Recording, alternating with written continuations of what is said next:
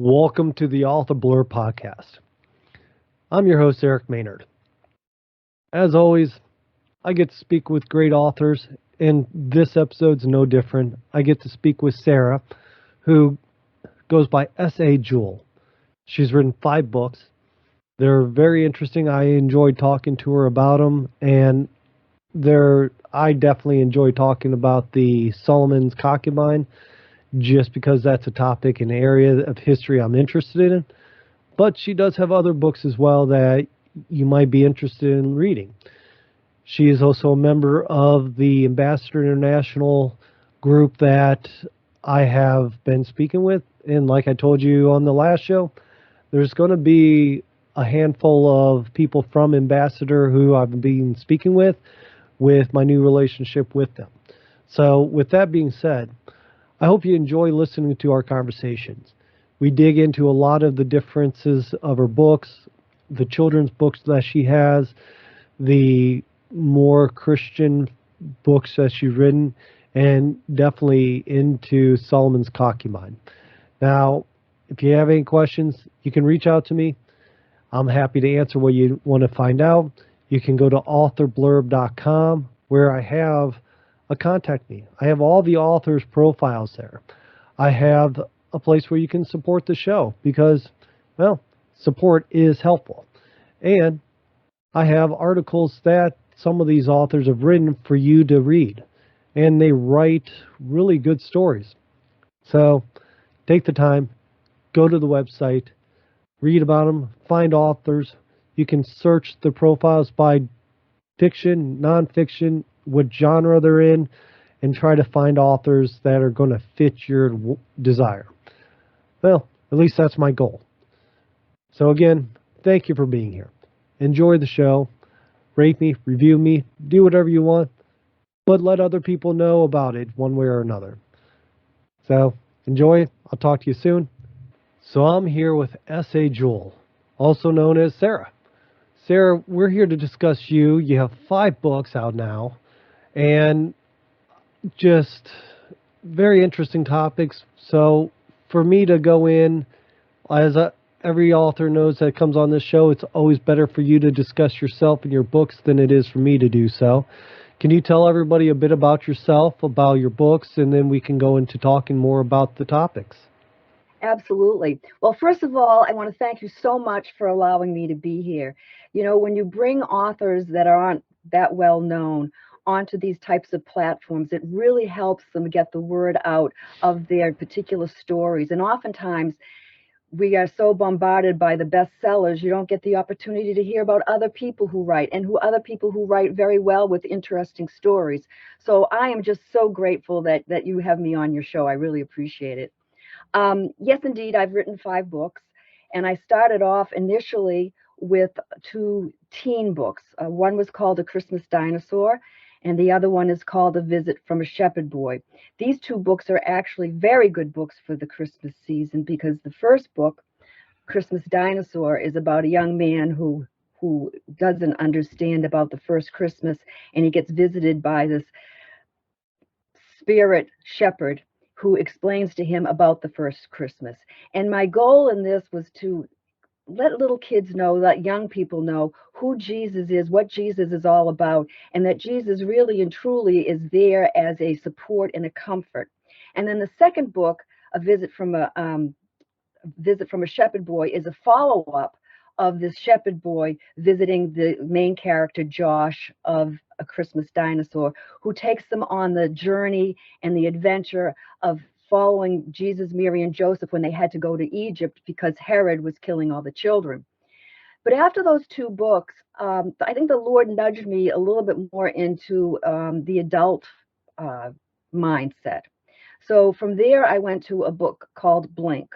And Blink is about end times. And I got totally immersed in that because I really asked the Lord to help me explain to people how we are so much, I believe, in the end times that we've got to really pay attention to what's going on around us. So that particular book involves 4 parallel stories. One is a young family. One is the United States government. The third is the Israeli government, and the fourth is the European Union. And I think that the readers will find a lot of interesting comparisons between what is going on right now and what my book is all about. And I really encourage people to read Blink because it's going to give them that impetus to think about, I better turn to the Lord really soon because you never know, in the blink of an eye, something could happen. And then the next book I wrote is of Friends and Followers. And this is about a young woman who starts off as a widow and meets up with a group of people, becomes friendly with them, actually marries one of the men who's a fisherman, and they discover Jesus and they start to follow Jesus. Now, in this group of friends, there are some people who think he could be the Messiah. Then there are other people who think, no way. And then other people are on the fence, much of like what's happening right now. But I think that we can identify with some of the emotions and some of the feelings and some of the questions in the book. And so, again, I encourage people to read this book because it will take them on a journey of following Jesus and making some of their own decisions. And while we're talking about my particular book of Friends and Followers, I also think that, and I would like to encourage people to watch The Chosen. I don't know if anybody's familiar with that series, but it's a TV streaming series that episode 1 and 2 are free and they're on the Chosen app. And then there's a third season that just came out in theaters, and I believe it's also going to go onto the app. But it's about following Jesus, and it's about Jesus' 3 years of ministry. Very interesting story. And I think that this particular production follows so closely along with my book of Friends and Followers. So it's kind of a way of introducing people to Jesus and finding out that he's really a very human, engaging, although God, person that reaches out to his believers. And then my last book is Solomon's Concubine, and that just came out in April. And Solomon's Concubine was written because, quite frankly, I was really aggravated with King Solomon. Everybody makes a big deal about King Solomon, his wealth, his wisdom, his power, his glory. I don't know how many people really call him out for having 1,000 women. And that always really, it bothered me. I just couldn't get it. How could God, who spoke with King Solomon for at least, I don't know, a couple of times, how could King Solomon go way off the track and collect so many women? He was given such amazing wisdom as well. And so how does that wisdom correlate with his attitude towards women? So I started to investigate it, and I also would like the readers to check out 1 Kings 2 through 11 and 2 Chronicles 1 through 13 if they want a little bit of information on King Solomon, because that's what I based the book on from a factual standpoint. And anyway, to make a long story short, what I discovered as I was writing about King Solomon is that the Lord was leading through my disappointment with him, my criticism of him, my questions of him. And what he was ultimately showing me was, you can't judge people. You have no idea what happens at the end. We don't know, and I was asked this question a while ago, was King Solomon saved when he died? Because of all his sins. You know, all those women, they were pagan women. A lot of women were pagan. And they worshiped gods that actually sacrificed children. And that was another question I had. Did Solomon, he had 1,000 women, he must have had more than just a couple of kids. What happened to those other children? The Bible is very silent on it.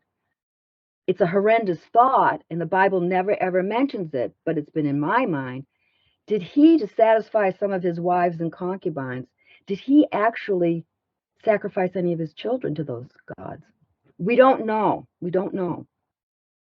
But the question in my mind, in my heart, is he strayed from God. He went and allowed himself to get caught up in worshiping other gods. And I thought, yet his story is in the Bible. His book of Ecclesiastes is in the Bible. His Proverbs are all in the Bible. What's up with all of this? But what the Lord showed me through this writing, and please read the story, folks, because I think it's a worthwhile story. I really, really do. At the end, who are we to judge? We have no idea. It's like when Jesus was on the cross with the two thieves. At the very nth hour, one thief was forgiven.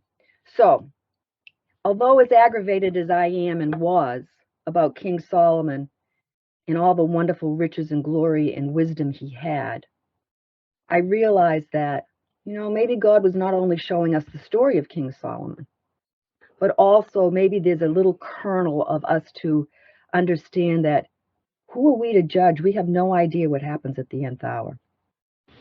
And along that too, Gary, I think this is kind of cool. You're going to be I just called you Gary. Sorry about that, Eric.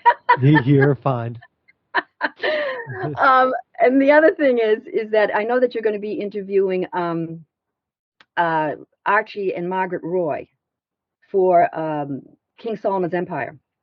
And what's so incredible about that book, which is, by the way, the last book that I recently read, it's nonfiction, and it's nonfiction about King Solomon. Mm-hmm. And what's so interesting about it is that they do talk about King Solomon's penchant for women, and they come up with a very, logical and psychological description of the type of person that King Solomon might have been when it came to collecting women. So my thought is, if you read my book and then you read Archie and Margaret's book, you're going to get a great idea about who this person is, King Solomon, who was the most wealthiest of all kings of our time.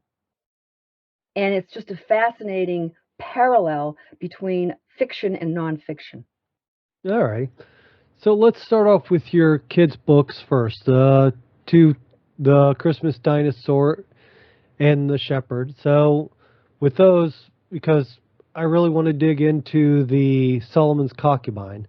So with those two, where did you start with when you started writing those? Because most people don't relate dinosaurs as part of the first Christmas.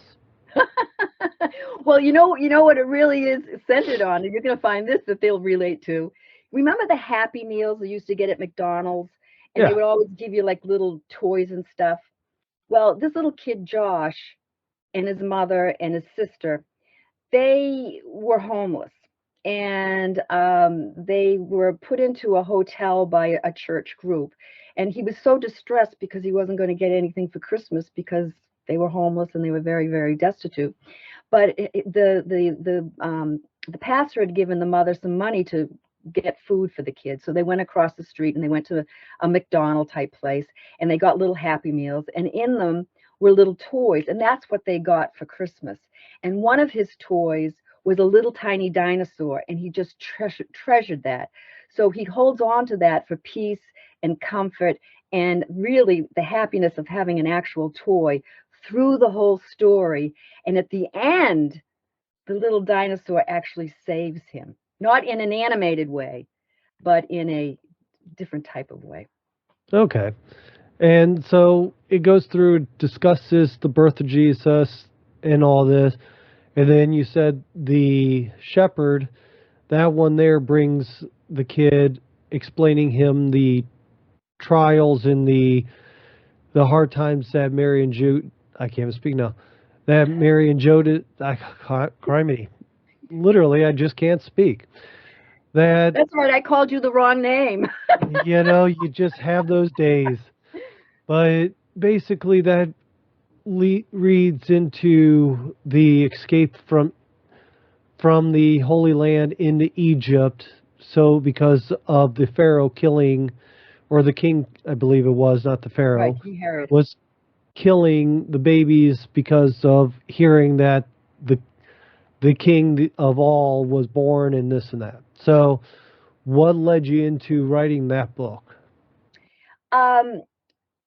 I thought that the little character, the little shepherd boy, I thought that he was kind of a cool little character because he kind of popped in on the scene in A Christmas Dinosaur, and then he disappeared. And so as Josh gets a little bit older, the little shepherd boy comes back again to visit him and says, "Wait a minute, I got the second part of the story." And again, it was on a Christmas Eve. So the little shepherd boy starts to tell him what actually transpired, because the little shepherd boy himself was an orphan, and he met up with a couple of other shepherds that they all hung out, and they were a little bit older than him, and they witnessed the first Christmas, which of course was the birth of our Jesus Christ, and they were just so jazzed about it. But then, as time went on, a couple of years later, when Herod started to try to check out and find out where Jesus was, and then the angel came to Joseph and said, "Get out of here and go to Egypt." Well, the little shepherd boys, they felt they were part of the family now. They wanted to follow Jesus, Mary, and Joseph down to Egypt, but they had all these flocks. So they had to get rid of their flocks before they could follow the Holy Family. Well, the Holy Family had to book. They had to get out of town. So what happened was they had to get out of town, so the shepherd boys were left behind. Well, finally they were able to get rid of their flocks, and they were able to follow. Well, when I say follow, they went to look for Jesus, Mary, and Joseph, because they really weren't sure where they went. They knew what the route could have been. And anyway, as they went down that road, that traveled area of the caravans, then they ran into a lot of adventures. All right. And then that leads us into your next book, Blink, which you said something just clicked on you and ended up having you go straight from being writing for kids to writing for adults, which I can see how that mindset happens, but what was it in you that made you sit there and say, okay, there's all this going on, there's the conflicts I need to address. What made you decide to write Blink? Well, I felt as though that the political landscape was getting pretty horrific, and there were a lot of internal problems in our country. And I love Revelation. I know it's a little bit complicated. It's still complicated, and I've studied Revelation, and I think it's again a book that your listeners should really read and pay attention to, although it is a little bit complex. But I would suggest going along with the study guide. But in any case, I just felt as though, gee whiz, there's so many things that are happening in this world. We've got to wake up. We've got to pay attention. It's really in our faces. So the Lord again nudged me and said, I've got an idea. I think, maybe you should explore this. You really are very enthralled with the book of Revelation, and you're trying to learn it.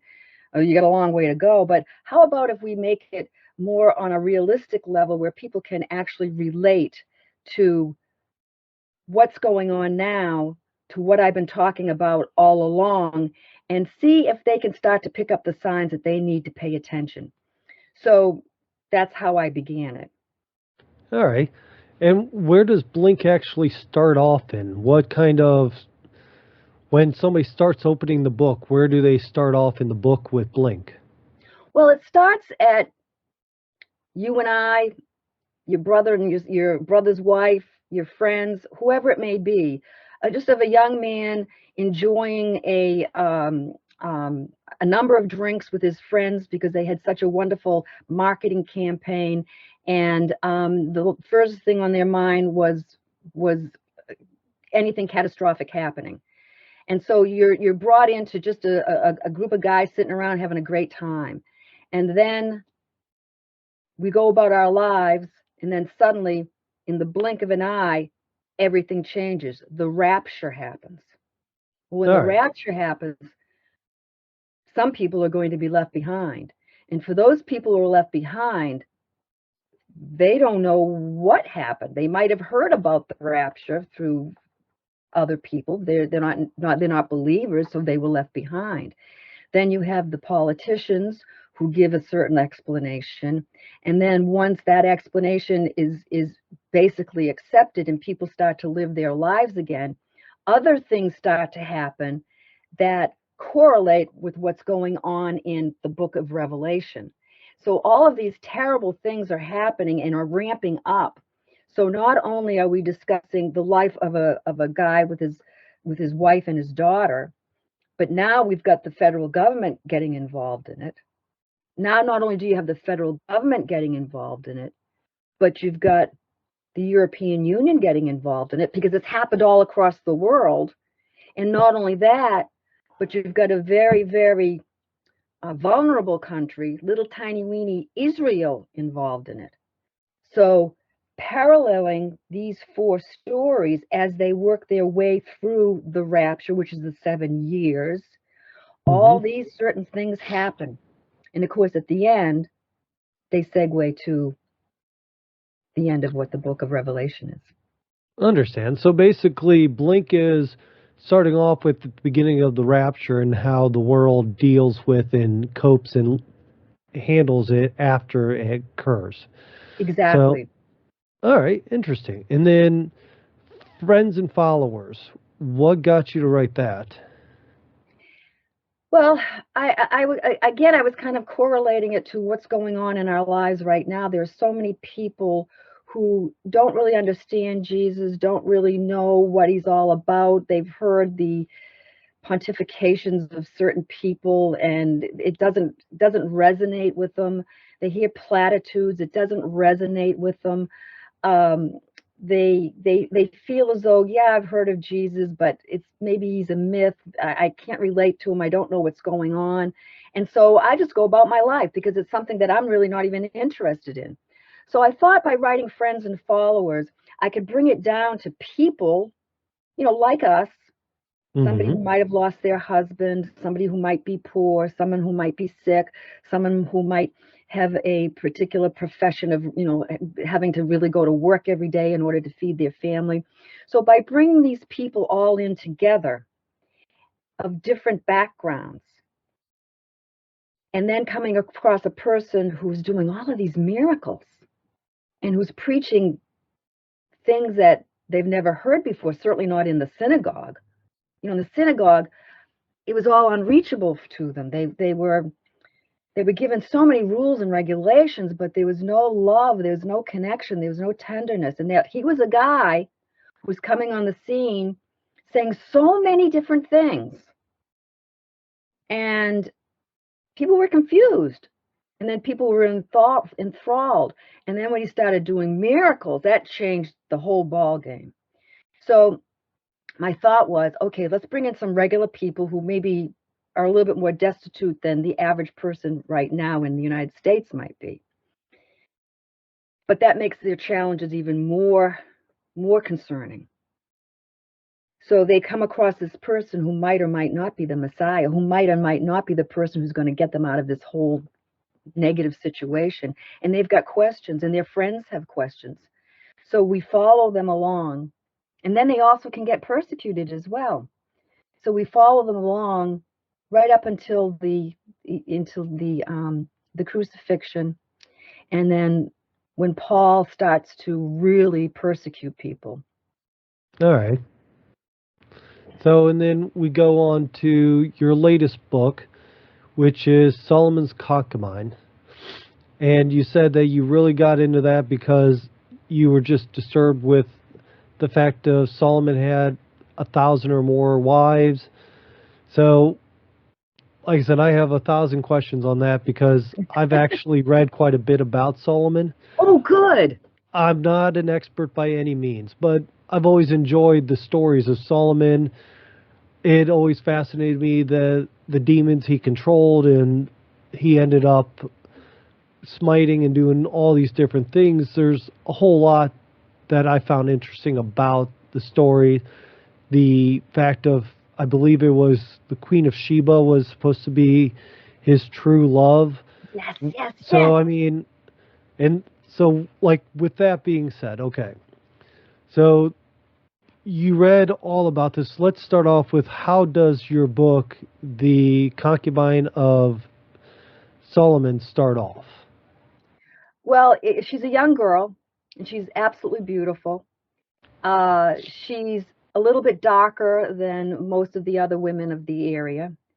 And Solomon is always sending somebody out to look for beautiful women for him. Now, not only does Solomon make alliances with king's daughters and other rulers' daughters to build a stronger fortification, so to speak. And not only does he marry women who have wealth and status, as well as concubines, but he is also looking for beautiful women. So Mm-hmm. he has this young man go out looking for unusually beautiful women, and he comes across Nalusa. He takes her. She doesn't want any part of it. She doesn't want to leave her family, but her family are just herders. They are typical of the era. They can't say no. She can't say no. So she has to go along with being taken to Solomon's harem. So, all right.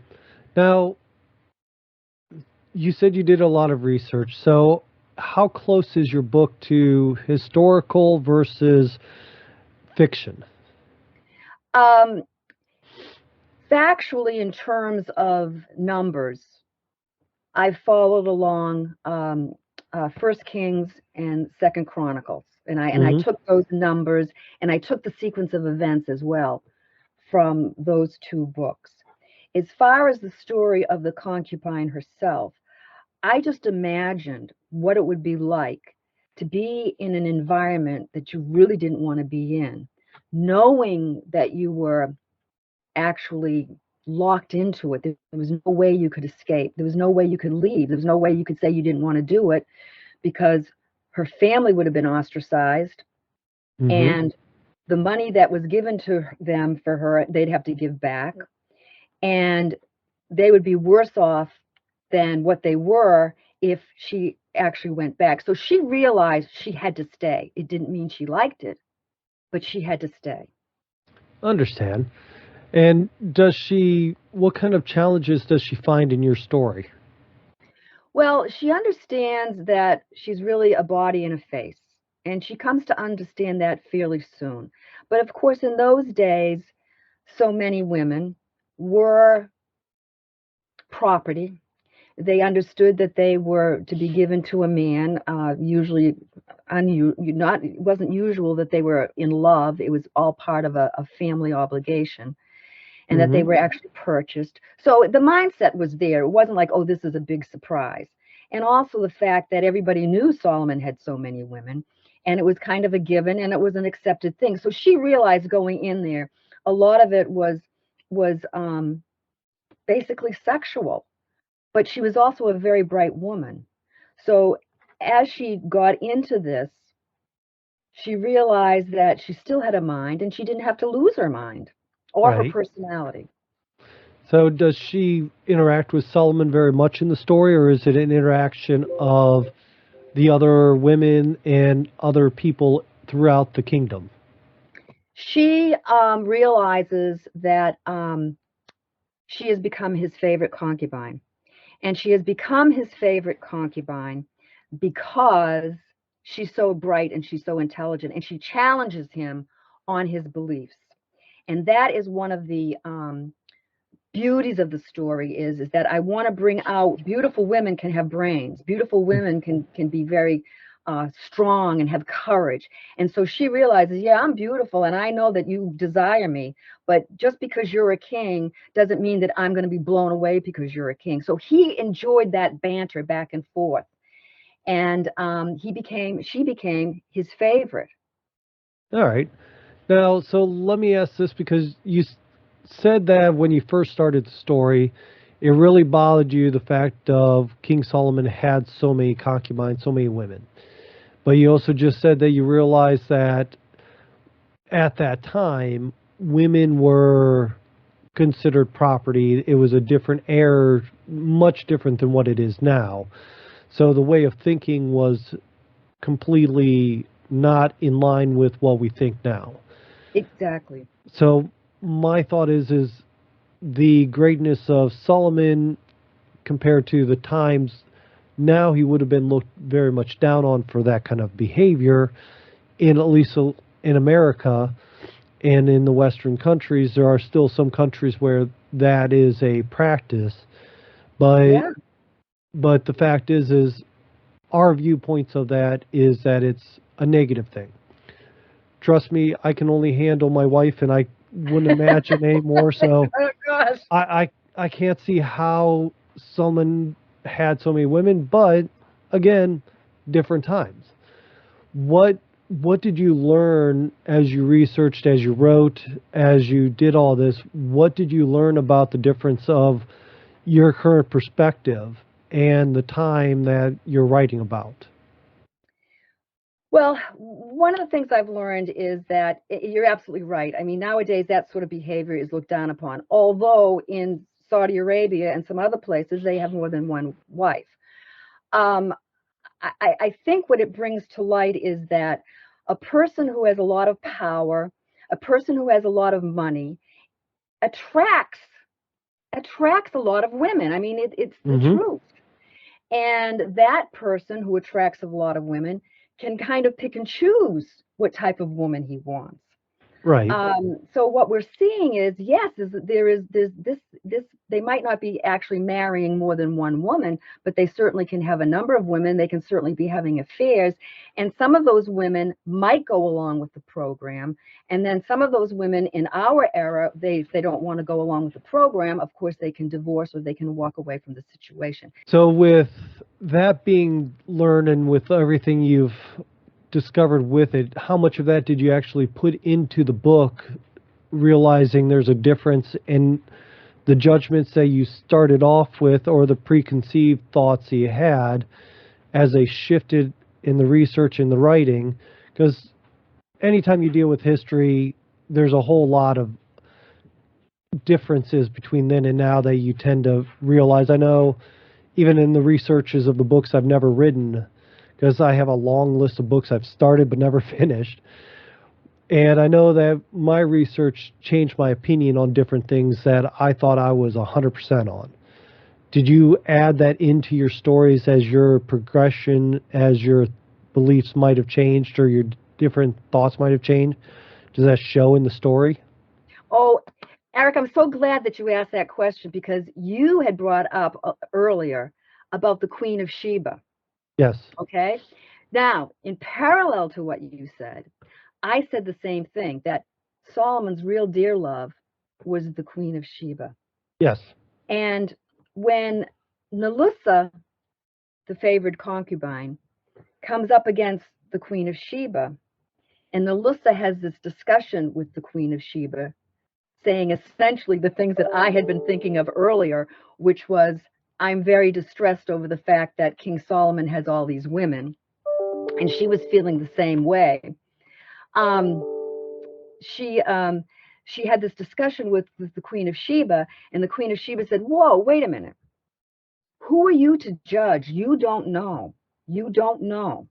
You have no idea. You're saying that God Almighty has been dissed, so to speak, by King Solomon. And for certain, there were things that King Solomon did with all of those women that would totally and absolutely against the Lord. No question about it. But what she brought up, what the Queen of Sheba brought up, was the fact that you don't know what happened on his deathbed. You don't know what conversation he might have had with the Lord. You don't have that idea. So before you start condemning him and judging him, back off, because you don't really know what the end result was between the king and God Almighty. So that was my pivotal moment that I think the Lord was showing me through the Queen of Sheba's dialogue, because Queen of Sheba and Solomon in my storyline did in fact love each other, even though she went off to Sheba and he stayed in Jerusalem. So that was how I kind of came to the thought process of the Lord actually put it in my head, saying, yeah, a lot of stuff went down, a lot of sinful things happened, like happens in your life, my Mm-hmm. life, everybody's life. But we do have that measure that we can go for forgiveness. All right. And that sounds fantastic. I mean, it sounds like an interesting story. Like I said, I really wanted to dive into the Solomon's concubine because that just is a topic that I do enjoy. Solomon's always been interesting to me. So, with that being said, I don't want to take up too much of your time. I know you have a long day of other things to do as well. So, where do you prefer people to go find you? They have the web address that you've given me on your profile and on the show notes. There's a couple other links you've given that are on the show notes and in your profile as well, where they can go to authorblurb.com to find your profile. But where is the best place if somebody wants to reach out to you, to talk to you, to ask you questions, or to find any of your books? Where do you like them to go?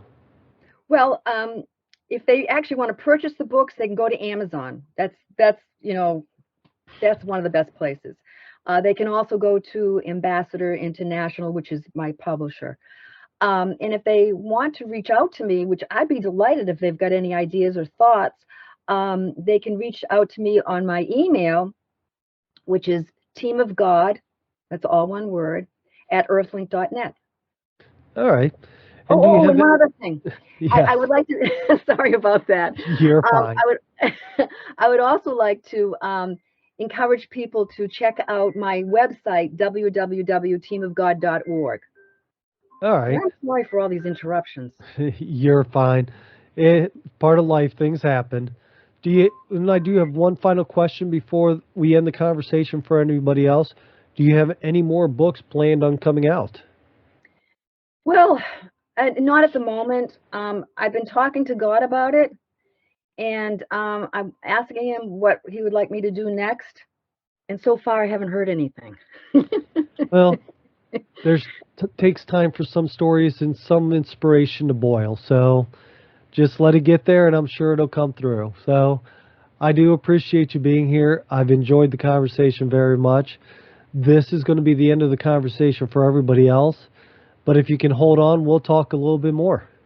Okay, and thank you once again. I appreciate it, and I appreciate your listening audience. Thank you. I'm glad you made it this far to the end of the show. I hope you've enjoyed it, because that's what it's all about. I'd also like to suggest that you take the time and go find the other authors that are here. Find that author that you're going to love and you're going to want to share. It's all about the authors, and that's why I'm here. Now, if you enjoy the show, I'd like to ask you to do me a favor. If you think it's worth it, go to the website, authorblurb.com. You can donate money, donate crypto, buy me a cup of coffee, things like that helps me support keeping the show going. Right now, I don't do anything to try to delay, add, distract you. Everything's out of my pocket, and everything is meant to make authors be able to grow their audience and grow your attention. So, as always, thank you for being here. I hope you come back for the next show. And again, take the time, explore authorblurb.com. There's a lot there that you will be very happy to take the time to enjoy. And as final note, rate, review, shoot me an email through authorblurb.com. That way you can at least let me know what you think. I'm happy to always see reviews and hear what you think. Thank you. Have a good day.